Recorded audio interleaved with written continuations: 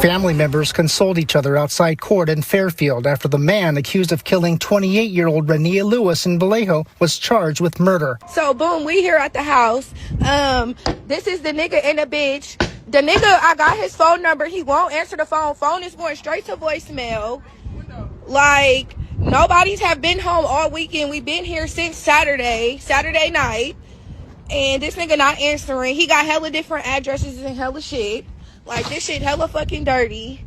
Like, this shit is just fucking crazy. Like, what did she do to you for you to kill her and then put her in a wall? I am devastated. That's my youngest daughter.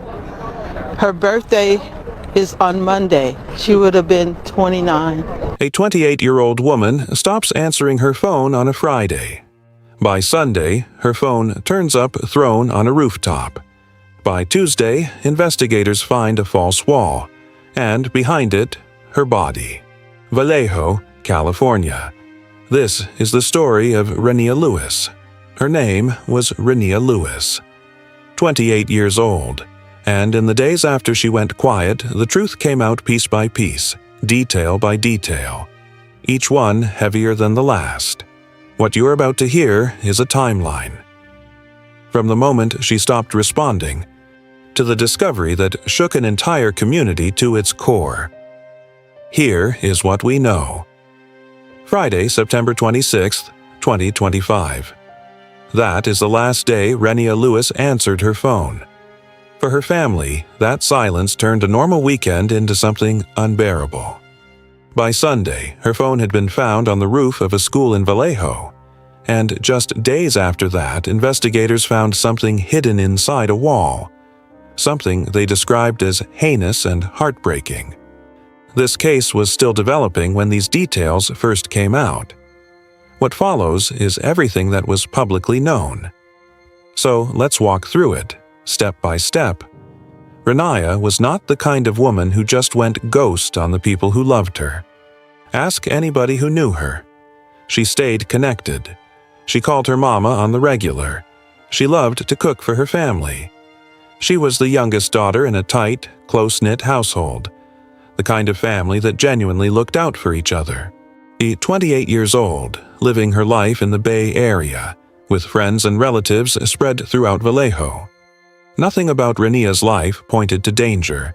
No red flags, no warning signs that anyone could see. Now, the man that police say killed her. His name is Douglas Irwin Shaw, 41 years old, a mechanic who worked at Six Flags Discovery Kingdom, father to 2 daughters, and back in 2023, a woman had to go to court to get a restraining order against him. The reason? Harassment, an unwanted contact. That woman's father would later describe Shaw in 2 words: a narcissist and a predator. Y'all, police made one thing clear from jump. Shaw was not Reneia's boyfriend. Despite everything that was spreading online, despite all the rumors floating around, investigators shut that down fast. Family members said the two may have recently met. That was it. How exactly their paths crossed and how Reneia ended up at his property, those details were still murky. But what happened after she got there? That is what this whole story is about. Here is where things start to unravel. Reneia's mother, Terry Lewis, sent her daughter a text that Friday. Just normal back-and-forth conversation. Nothing heavy. But Reneia never wrote back. At first, Terry figured Reneia had probably just put her phone on Do Not Disturb. She did that sometimes when she was resting. So Terry gave her daughter space. But as the hours kept passing, that silence started to feel different. It stopped feeling like rest. It started feeling wrong. Terry reached out to Reneia's best friend, and the best friend said she had not heard from Reneia in days either. That was the moment Terry's concern became something else entirely. She opened Life 360, the phone tracking app, and the signal came back pointing to one specific address, a neighborhood in Vallejo, 14th Street. The family did not wait around. That Friday night, going into the early hours of Saturday morning, They went to that address themselves. They knocked on doors. They walked the area. They called Reneia's phone over and over, listening for any sound. But there was nothing. No trace of Reneia. No one inside that house gave them a single answer. As Saturday morning came and the silence stretched on, their worry only got heavier. They had followed the phone's digital trail as far as they could go, and Reneia still was not there. So they called for help. The family contacted police, explained that they had no personal connection to whoever lived at that address, and used Reneia's phone location data to direct officers to 14th Street. Vallejo police showed up to conduct what is called a welfare check. Now, check this out. When officers arrived at that property, they carried out what they would later describe as a cursory search. And for real though, the conditions inside made it genuinely difficult. And the home was cluttered and chaotic. More like a hoarder situation than a regular place someone lives. Rooms stacked with belongings. Stuff piled everywhere. The kind of space where something, or someone, could be hidden and you would walk right past them without ever realizing it. Officers checked closets, looked through common areas, but they found no sign of Reneia. The search was brief, and then police left. For her family, that was not good enough. Not even close. And the phone signal was still pointing to that exact location. Reneia was still not answering. They stayed. They kept searching the neighborhood block by block while authorities moved on. On Sunday, the family formally filed a missing persons report. Reneia's information was entered into the state database, and the case was handed over to detectives. Vallejo police later cited that Sunday as the official start of the investigation. But the family was not waiting on any official start date. They were already out there. That same Sunday, following that same phone signal, Reneia's boyfriend eventually found her device. It was not sitting somewhere it could have been dropped. It was not tucked in a corner somewhere. It was on the roof of an abandoned school building nearby. Thrown up there. Deliberately placed somewhere that was hard to reach and hard to find. Think about what that means for a second. Her phone did not end up on a rooftop by accident. And someone put it there. Someone who knew people were looking and needed to slow them down. That one discovery made something very clear to the family. This was not a situation where Reneia just needed space. Something had happened to her. As the pressure mounted, authorities escalated. On Monday, September 29th, an Ebony alert was activated. Did y'all know it was something called an Ebony alert, just like it is an Amber alert? I just learned about an Ebony alert by coming across the story of 28-year-old Reneia Lewis. She was missing in Vallejo, California over last weekend. This bill was passed in 2023 in the state of California for African Americans. So pretty much, authorities can put some pep in their step when us black folks go missing, because, they'll leave us missing for 40 years and 40 decades. I just thought this was really informational. I never knew anything about an Ebony alert, and I wish this will become a nationwide bill that can be passed, because they don't be tripping off black people like that and finding black people like that. Now, Renia was 28 years old, which put her outside the usual age range for that alert, which is designed for missing black women and youth between the ages of 12 and 25. But the California Highway Patrol approved the request anyway. The FBI came in to provide additional support. The Ebony Alert is a relatively new tool in California, launched in January of 2024, created specifically to raise visibility for missing black women and youth who might not qualify under the strict criteria for an Amber Alert. Like Amber and Silver Alerts, it pushes notifications through freeway signs, media broadcasts, and digital channels. A way to get the public's attention moving when every single hour matters. In Renia's case, the alert showed that officials were taking her disappearance seriously. But even with the alert running and the public paying attention, she was still nowhere to be found. The following Tuesday, September 30th, investigators went back to that same property on 14th Street. This time, they had a search warrant in hand. And behind the main house sat a detached unit. Separate structure. And just like everything else on that property, it was packed, cluttered, hard to move through. But this time, officers had the authority to go deeper, to look harder, to not leave until they had real answers. And that is when they noticed it. In the attic of that detached unit, there was a wall that did not look right. It did not match the construction around it. Something about it was off. Officers looked closer, and what they found was that it was not a real wall at all. It was a false wall, built to look like it belonged there, built to keep the people from looking behind it. Behind that wall was a narrow crawl space, and inside that crawl space they found the remains of 28-year-old Renia Lewis.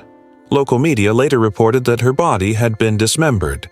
Her mother, Terry, was at that scene when they made the discovery. What did she do to you for you to kill her and then put her in a wall? When he said, "We found your daughter," I just collapsed. I was like, I can't believe this. And I was praying. I said, God, please don't let it be her. Please don't let it be her. And he did not answer my prayer. It was the news no one in 28-year-old Renia Lewis's family wanted to hear. Police found her body behind a wall inside this home on 14th Street in Vallejo. Her mother last texted her on Friday and thought it was unusual not to get a response.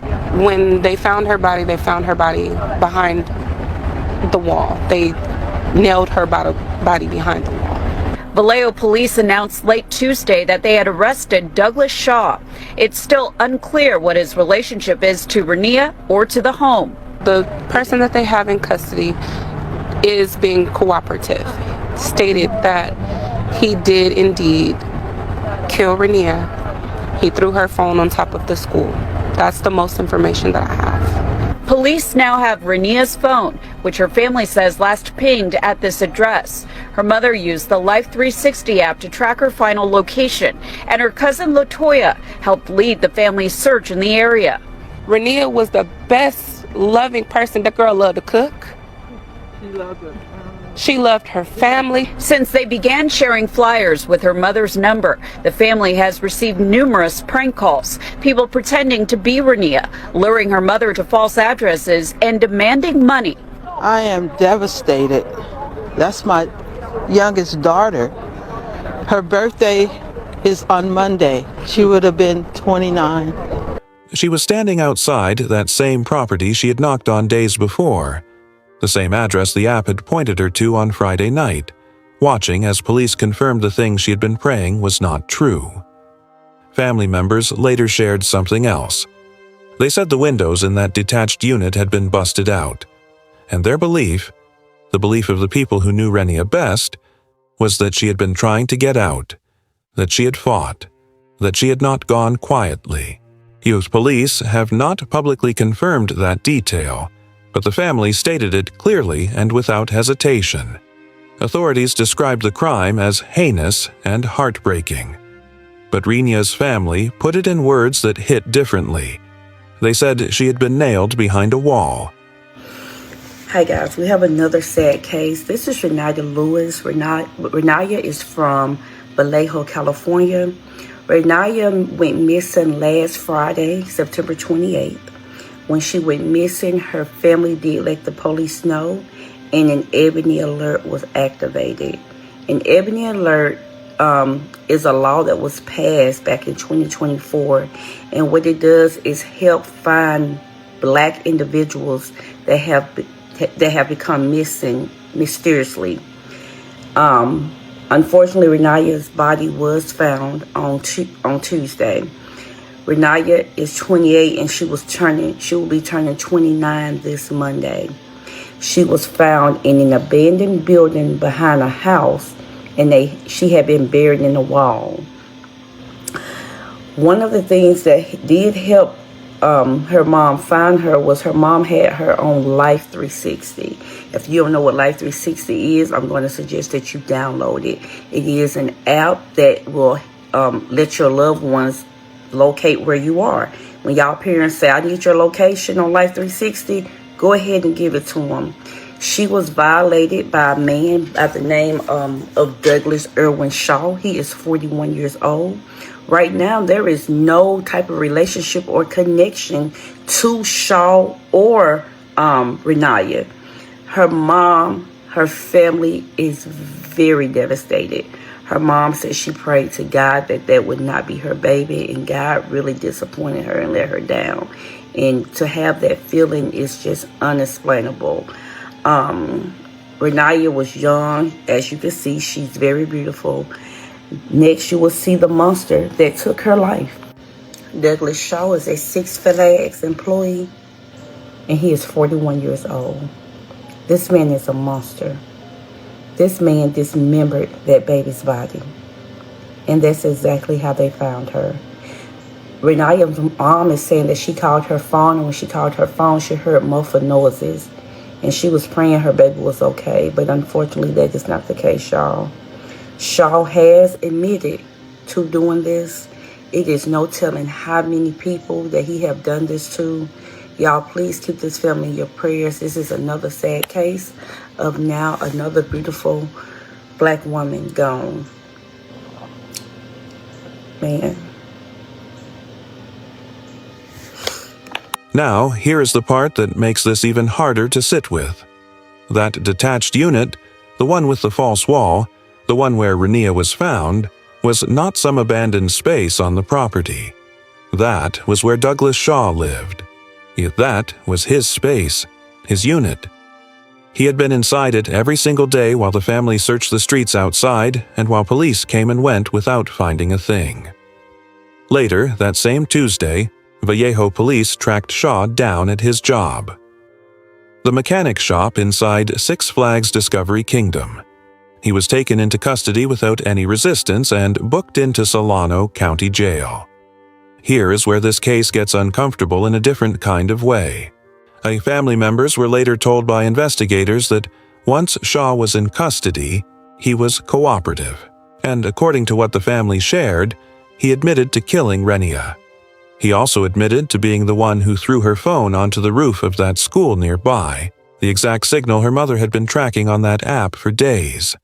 The same phone Renia's boyfriend eventually climbed up and found on Sunday. He put it up there himself, to buy time, to slow the search down. And it worked. For 4 days, it worked.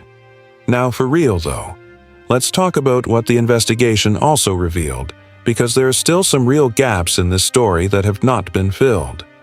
Police never publicly disclosed exactly what information led them back to that property with a warrant on Tuesday.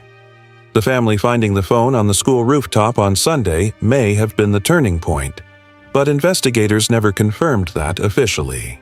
And that connection has not been made on the record. What was Renia's actual relationship to Shaw? Police were firm that they were not in a relationship. Family said the two may have recently met, but exactly how their paths crossed, why she was at that property in the first place, that answer has not come out fully. What happened inside that unit? The family believes Reneia tried to escape based on those busted windows. Police have not verified it. That detail is still unconfirmed. And the timeline of when exactly Renia died, somewhere between that Friday she stopped responding and that Tuesday she was found. That window has not been closed either. Then there is the question that a lot of people were asking out loud. During that welfare check on Saturday, when officers walked through that property and left, could more have been done? The phone signal was still pointing there. The family was right outside. Some people felt strongly that the answer was yes. Others acknowledged that without a warrant, and in conditions that chaotic, a full search was legally and practically limited. There is no clean answer, but the question is fair, and it deserved to be asked. What was clear was this. It took the family's relentless pressure, a discarded phone on a rooftop, a public alert, and the FBI getting involved before investigators came back with the authority to search properly.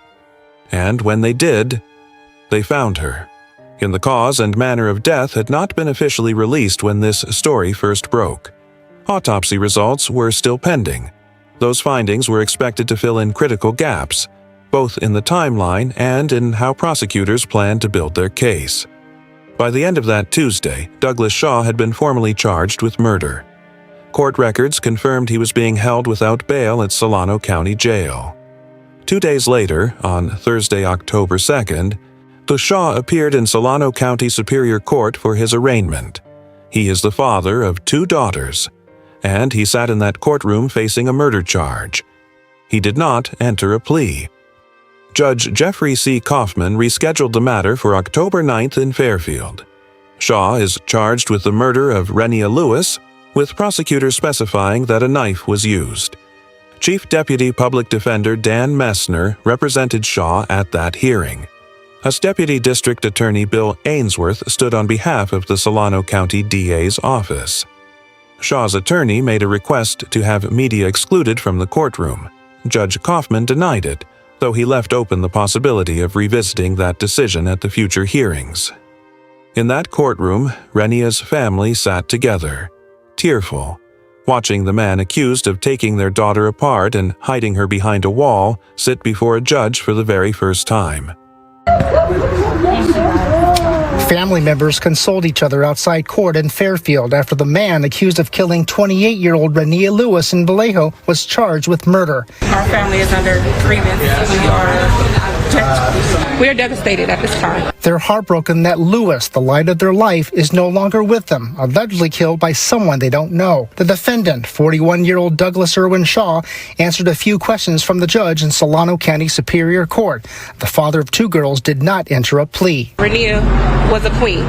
That's who she was. LaToya Lewis was among dozens of family members who packed the courtroom, shocked over the killing of her cousin, who would have turned 29 on Monday. Renia, we love you.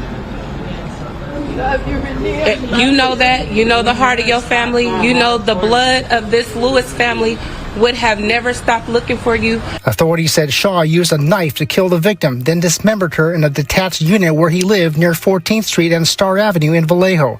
Her body was found hidden in a space leading up to the attic. I've learned Vallejo police seized many knives from his home. Police later arrested Shaw at Six Flags Discovery Kingdom in Vallejo, where he works as a mechanic. Her family and police tell me the two were not a couple and may have met only recently. Authorities have not discussed a motive or circumstances leading up to the killing. From that point forward, the legal process moved into its next phase. The defense would go through discovery materials, police reports, forensic results, witness statements. Prosecutors would be building their case. Additional charges remained possible, depending on what the autopsy results revealed. The hearings ahead would determine whether Shaw would stand trial, what evidence would be admissible, and how the prosecution intended to lay out what happened on that property. As of when this information became public, Shaw faced a single count of murder. Renia Lewis would have turned 29 years old the Monday after her body was found. Instead of a birthday, her family was making funeral arrangements. And on top of all of that grief, on top of everything they had already been through, strangers were calling Terry Lewis's phone. The number had been printed on the missing person flyers the family put out, and people, actual people, were calling that number pretending to be Reneia, sending her mother to fake addresses, some even demanding money. Her family has been carrying all of that, and through all of it, they have asked for privacy, for prayers, and for justice. Not just for Renia, but for every black woman whose disappearance does not get the response it deserves from day one. Now, it is worth saying this plainly. Renia's disappearance never made it into mainstream news coverage until after her body was found behind that wall. Before that moment, and the only public notice was through the Ebony alert system. That system worked the way it was supposed to. It spread her name fast, got the FBI involved, put her face on freeway signs across the state. But the outcome was still devastating, because the alert came after days had already passed, after the family had already done their own detective work, after a welfare check had come and gone without finding her. And the Ebony alert is a model that many people argue should be adopted nationwide.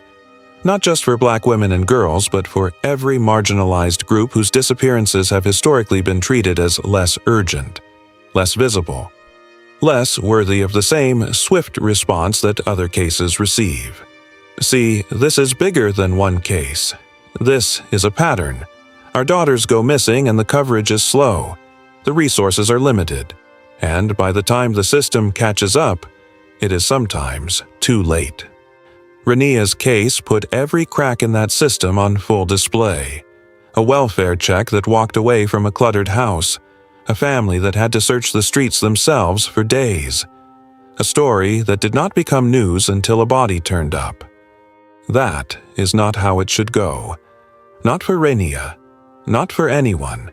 Her family is not staying quiet about it. They are speaking out, demanding that the next woman who goes silent gets urgency from the very first moment. Not after 4 days.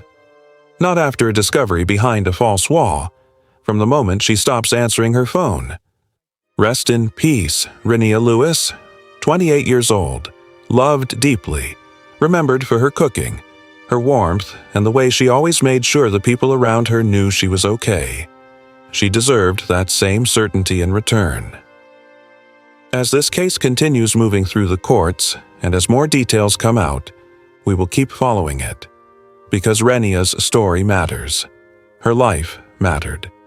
And the push for justice, for her and for every woman like her, is not over. This has been True Crime Tragedies.